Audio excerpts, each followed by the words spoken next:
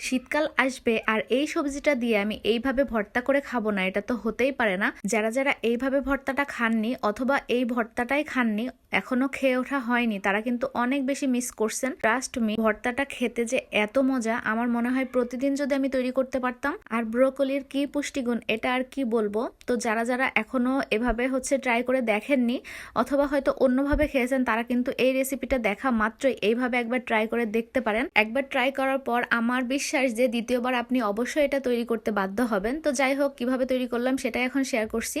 এখানে ব্রোকলিটাকে আমি প্রথমে একটু হালকা করে ভাপ দিয়ে নিয়েছিলাম, যেহেতু অনেক নরম একটা সবজি, বেশি সময় সিদ্ধ করা লাগবে না, হালকা একটু ভাপ দিয়ে এখন আমি একটু সরিষার তেলের মধ্যে, অল্প একটু তেলের মধ্যে ব্রোকলি, কিছুটা পরিমাণ, একটু বেশি পরিমাণ আর কি পেঁয়াজ, একটু বেশি পরিমাণ দিলাম রসুন কুচি, আর এখানে দিছি আমি কাঁচা মরিচ, সাথে দুইটা শুকনা মরিচ। একটু ঝালঝাল খেতেই ভর্তাটা বেশি ভালো লাগে, আর ভর্তার স্বাদ বাড়াবে মূলত এই চিংড়ি।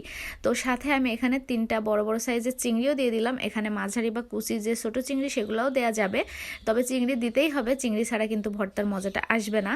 তো যাই হোক, সবকিছুকে আমি খুব ভালো করে একটু ভেজে নিলাম, আর পানিটা একেবারে শুকাইয়ে নিলাম। নেয়ার পর আমি এই যে ব্লেন্ডারে ব্লেন্ড করে নিচ্ছি, আপনারা চাইলে পাটাতেও বেটে নিতে পারেন। এখন আমি উপর দিয়ে একটু কাঁচা পেঁয়াজ আর একটু সরিষার তেল আমি দিয়ে দিচ্ছি, কারণ ভর্তাটা একটু পেঁয়াজ খাবো না, এটা তো হতেই পারে না।